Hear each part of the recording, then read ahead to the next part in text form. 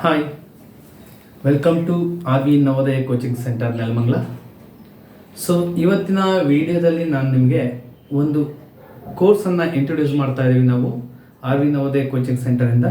ಆ ಕೋರ್ಸ್ನ ಒಂದು ಡೀಟೇಲ್ಸನ್ನು ನಿಮಗೆ ಇವತ್ತಿನ ವಿಡಿಯೋದಲ್ಲಿ ಕೊಡ್ತಾ ಇದ್ದೀವಿ. ಅದಕ್ಕೂ ಮುಂಚೆ ಈ ಒಂದು ನಮ್ಮ R V Navodaya coaching centre YouTube ಚಾನಲ್ನ ಯಾರೆಲ್ಲ ಇನ್ನೂ ಸಬ್ಸ್ಕ್ರೈಬ್ ಮಾಡ್ಕೊಂಡಿಲ್ಲ, ಈ ಕೂಡಲೇ ಸಬ್ಸ್ಕ್ರೈಬ್ ಮಾಡ್ಕೊಳ್ಳಿ.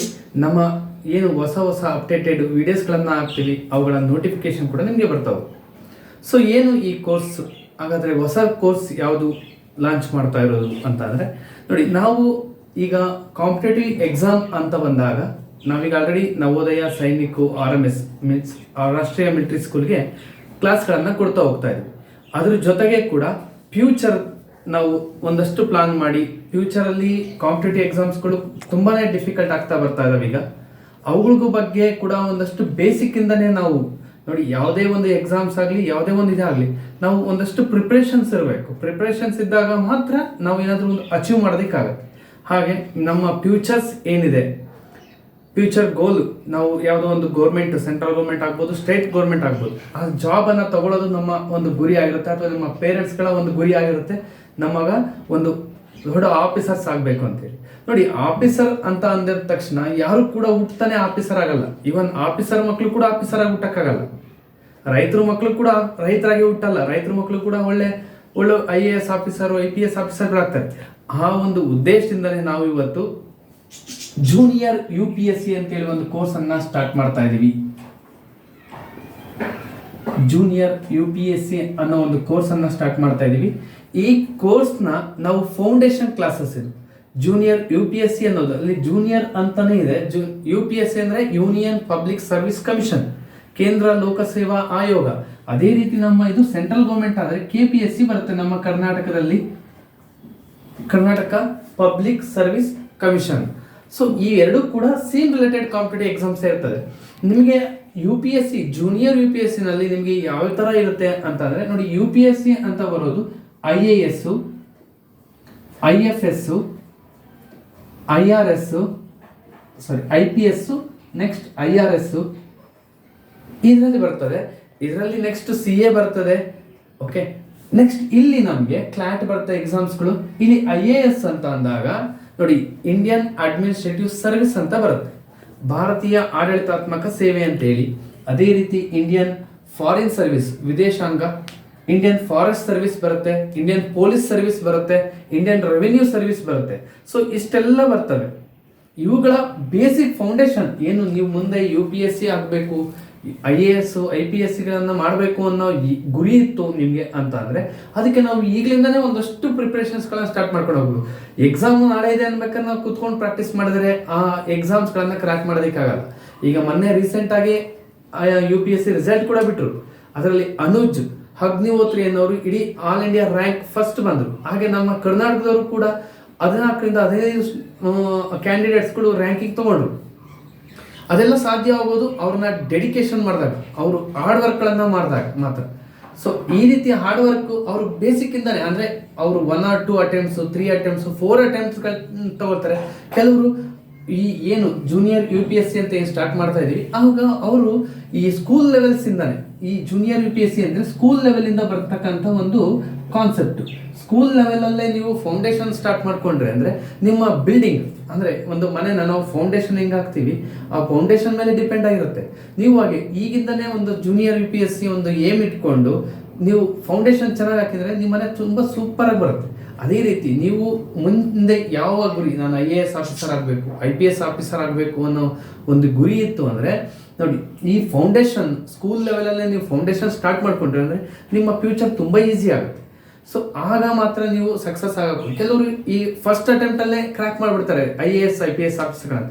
ನೋಡಿ, ನಮ್ಮ ಇಡೀ ಇಂಡಿಯಾದಲ್ಲೇ ಇರ್ತಕ್ಕಂಥ ಟಫೆಸ್ಟ್ ಎಕ್ಸಾಮ್ಸ್ಗಳಂದ್ರೆ UPSC. ಈ UPSC ಎಕ್ಸಾಮ್ಸ್ಗಳೇನಿದಾವೆ ಇವುಗಳು ತುಂಬಾನೇ ಟಫೆಸ್ಟ್ ಎಕ್ಸಾಮ್ಸ್.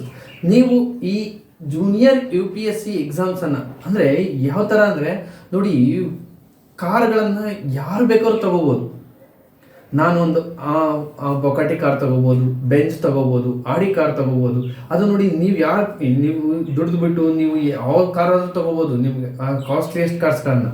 ಬಟ್ ಒಂದು ಕಾರ್ ಮೇಲೆ ಒಂದು ಕೆಂಪು ಬಣ್ಣದ ಒಂದು ಲೈಟ್ ಇರ್ತಕ್ಕಂಥ ನಿಯೋ ಲೈಟ್ ಇರ್ತಕ್ಕಂಥ ಒಂದು ಕಾರನ್ನ ತಗೊಳ್ಳೋದಕ್ಕೆ ನಾವು ಎಷ್ಟೇ ಕೋಟಿ ಖರ್ಚು ಮಾಡಿದ್ರು ಕೂಡ ಕೊಡೋದಿಲ್ಲ ಅವರು.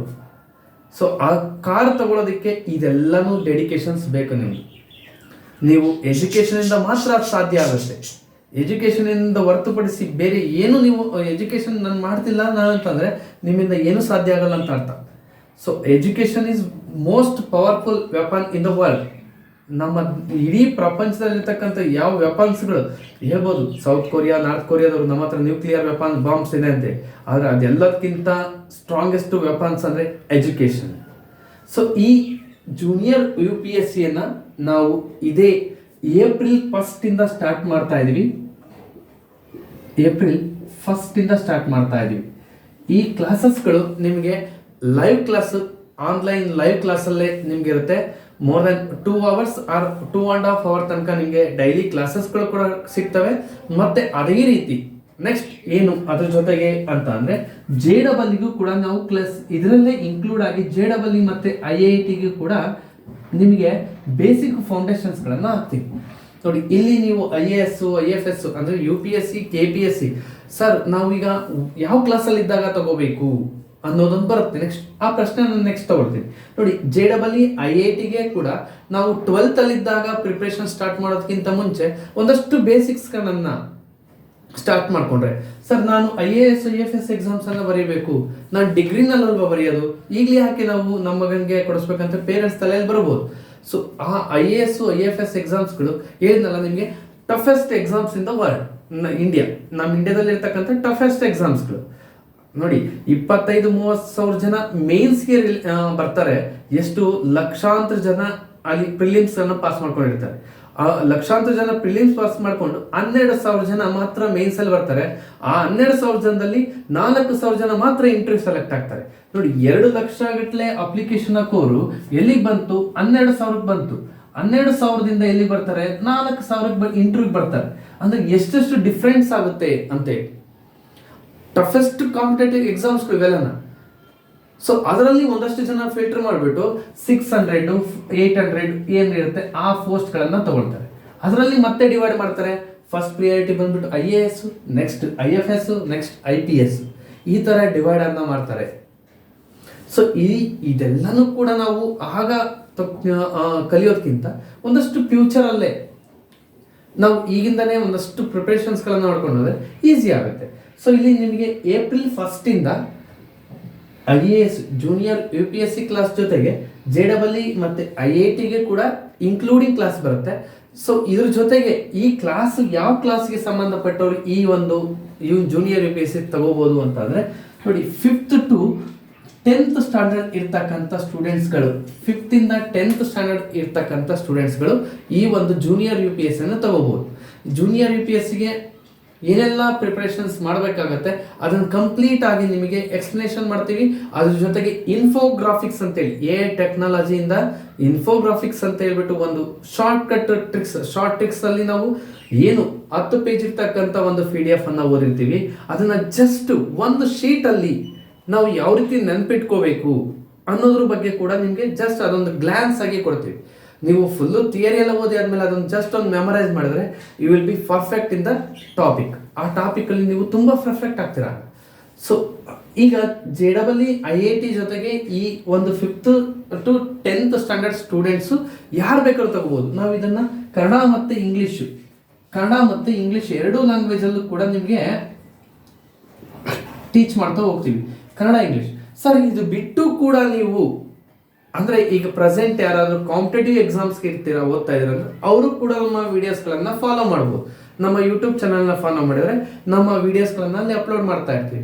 ಸೊ ಈ ಒಂದು ಪ್ರೋಸೆಸ್ಸಲ್ಲಿ ನಾವು ಬೇರೆ ಬೇರೆ ಕಾಂಪಿಟೇಟಿವ್ ಎಕ್ಸಾಮ್ಸ್ಗಳಿಗೆ ಮೀನ್ಸ್ ಕರ್ನಾಟಕದಲ್ಲಿ ನಡೀತಕ್ಕಂಥ SDA, FDA, TET, CET, NEET ಮತ್ತು CTET, banking exams, railway exams ಎಲ್ಲದಕ್ಕೂ ಕೂಡ ಪ್ರಿಪೇರ್ ಆಗ್ಬೋದು. ಸೊ ಇದರಲ್ಲಿ ಏನೆಲ್ಲ ಟಾಪಿಕ್ಸ್ ಬರುತ್ತೆ, ಈ ಜೂನಿಯರ್ UPSCನಲ್ಲಿ ಏನೆಲ್ಲ ಟಾಪಿಕ್ಸ್ ಬರುತ್ತೆ ನೋಡಿ. ಇವತ್ತಿನ ಸ್ಟೂಡೆಂಟ್ಸ್ಗೆ ನೀವು ಬುಕ್ಕಲ್ಲಿ ಏನಿದೆಯೋ ಅದನ್ನು ಕೇಳಿ ಪಟ್ ಅನ್ನಂಗೆ ಹೇಳ್ತಾರೆ.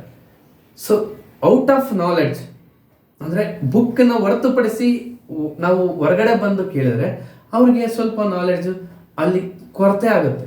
ಯಾಕೆಂದ್ರೆ ಅವರು ಬುಕ್ಕಿಗೆ ಅಷ್ಟೇ ಸ್ಟಿಕ್ಕನ್ ಆಗಿರ್ತಾರೆ. ಬಟ್ ಈ ಎಕ್ಸಾಮ್ಸ್ಗಳೆಲ್ಲನೂ ಕೂಡ ಬರೋದು ಬುಕ್ ಮತ್ತೆ ಔಟ್ ಆಫ್ ಸಿಲೆಬಸ್. ಏನು current affairs main important.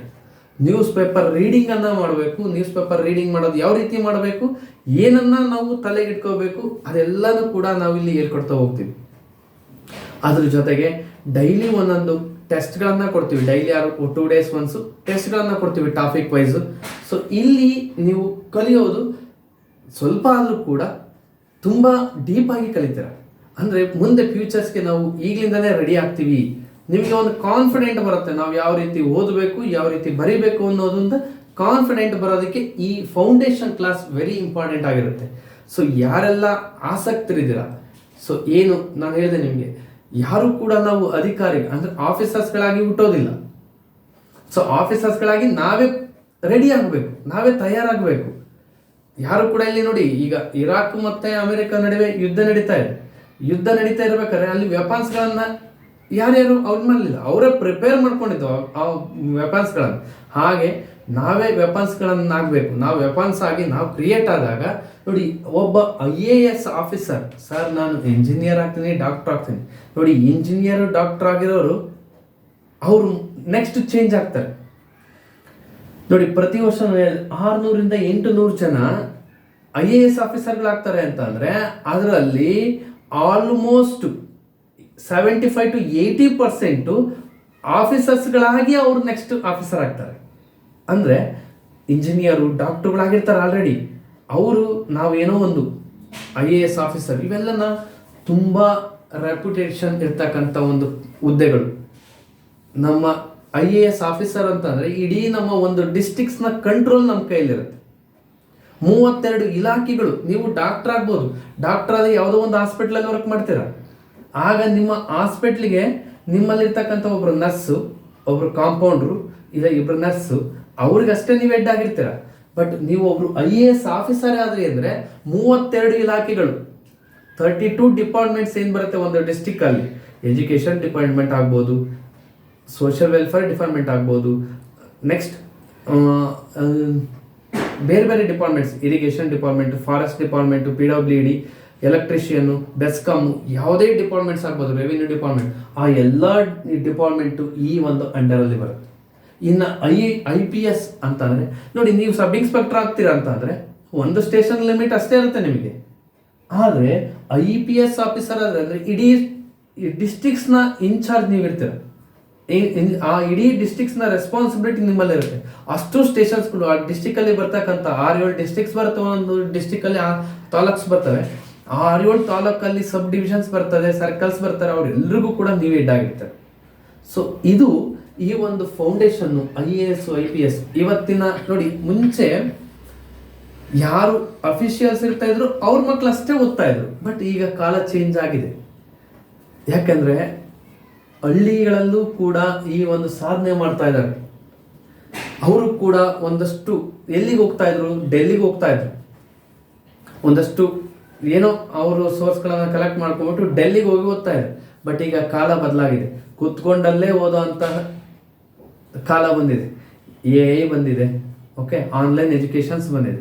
So ಹಾಗೆ ನಾವು ಕೂಡ ನಿಮಗೆ ರೀಚ್ ಆಗಿ ನಿಮ್ಮಲ್ಲಿ ಇರ್ತಕ್ಕಂಥ ಒಂದಷ್ಟು ಪಾಸಿಟಿವಿಟಿಯನ್ನು ಟ್ರ್ಯಾಕ್ ಮಾಡಿಕೊಂಡು ನೀವು ಕೂಡ ಮುಂದೆ IAS IPS IRS KPSC ಆಫೀಸರ್ಸ್ಗಳಾಗಲಿ ಅಂತ ಹೇಳ್ಬಿಟ್ಟು ನಾವು ಒಂದು ಈ ಕೋರ್ಸನ್ನು ಸ್ಟಾರ್ಟ್ ಮಾಡ್ತಾ ಇದ್ದೀವಿ. ಈ ಕೋರ್ಸ್ ಬಂದ್ಬಿಟ್ಟು ನಿಮಗೆ April 1st ಸ್ಟಾರ್ಟ್ ಆಗುತ್ತೆ. ಕೋರ್ಸ್ನ ಟೈಮಿಂಗ್ಸು, ಆ ಫೀಸಸ್ಸು, ಅದ್ರ ಬಗ್ಗೆ ಎಲ್ಲನೂ ಕೂಡ ನೀವು ನಮ್ಮ ನಂಬರ್ ಏನಿದೆ ಆ ನಂಬರ್ಗೆ ಕಾಲ್ ಮಾಡಿ ವಿಚಾರಿಸ್ಕೊಳ್ಳಿ. ಆ ಒಂದು ಡೀಟೇಲ್ಸನ್ನು ಕಂಪ್ಲೀಟಾಗಿ ನಿಮಗೆ ಕೊಡ್ತೀವಿ. ಓಕೆ, ಇನ್ನು ಈ ಒಂದು ಜೂನಿಯರ್ UPSC ಏನಿದೆ, ಈ UPSCಯನ್ನು ನಾವು KPSCಗೂ ಕೂಡ ನೀವು ಸ್ಟಡಿ ಮಾಡ್ಕೋಬೋದು. ಸರ್ ನಾನು UPSC ಬೇಕಾಗಿಲ್ಲ, ನನಗೆ KPSC, ನಾನು KS ತಹಶೀಲ್ದಾರ್ ಆಗಬೇಕು, ಇಲ್ಲ ನಾನು SD FD ಆಗಬೇಕು, KES ಆಗಬೇಕು ಅಂತ ಅಂದಾಗ ಅದು ಕೂಡ ಯೂಸ್ ಆಗುತ್ತೆ ನಿಮಗೆ. ನೋಡಿ, UPSC ಜೂನಿಯರ್ UPSC ಎಕ್ಸಾಮ್ಸ್ ತಗೊಳ್ಳೋದು, ಇದ್ರ ಜೊತೆಗೆ JEE ನೀಟ್ಗೂ ಕೂಡ ಬರುತ್ತೆ, IIT ಬರುತ್ತೆ. ಸೊ ಇದಿಷ್ಟು ಟಾಪಿಕ್ಕು ನಿಮಗೆ ಕವರ್ ಆಗ್ಬೋದು ನಿಮ್ಮ NCERT ಸಿಲೆಬಸ್ ಅಲ್ಲಿ.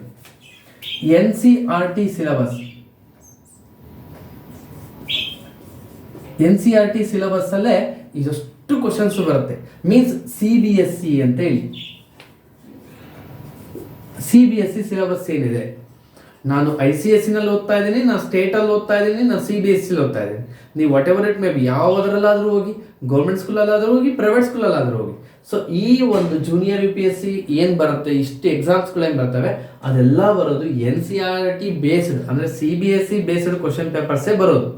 ಸೊ ಹಾಗಾಗಿ ನೀವು ಯಾವುದಾದ್ರೂ ಮೀಡಿಯಮಲ್ಲಿ ಹೋಗಿ ಯಾವುದಾದ್ರೂ ಓದ್ತಾ ಇರಿ, ಸ್ಟೇಟ್ CBSE ನಲ್ಲಾಗಲಿ, ನೀವು ಈಗ ಈ ಕೋರ್ಸನ್ನು ತೊಗೊಂಡಿದ್ದೀರ ಅಂತ ನಿಮ್ಮ ಸ್ಕೂಲ್ ಸಿಲೆಬಸ್ಗೂ ಕೂಡ ಯೂಸ್ ಆಗುತ್ತೆ. ಅದರಲ್ಲಿ ನಿಮಗೆ GK ಬರುತ್ತೆ, ಕರೆಂಟ್ ಅಫೇರ್ಸ್ ಬರುತ್ತೆ, ಸೈನ್ಸ್ ಬರುತ್ತೆ, ಮ್ಯಾಥ್ಸ್ ಬರುತ್ತೆ. ಕಂಪ್ಲೀಟ್ ನಿಮ್ಮ ಸ್ಕೂಲ್ ಸಿಲೆಬಸ್ ಏನಿದೆ ಅದೆಲ್ಲನೂ ಕೂಡ ಇಲ್ಲಿ ಒಂದ್ಸರಿ ರಿವೈಸ್ ಆಗ್ತಾ ಹೋಗುತ್ತೆ.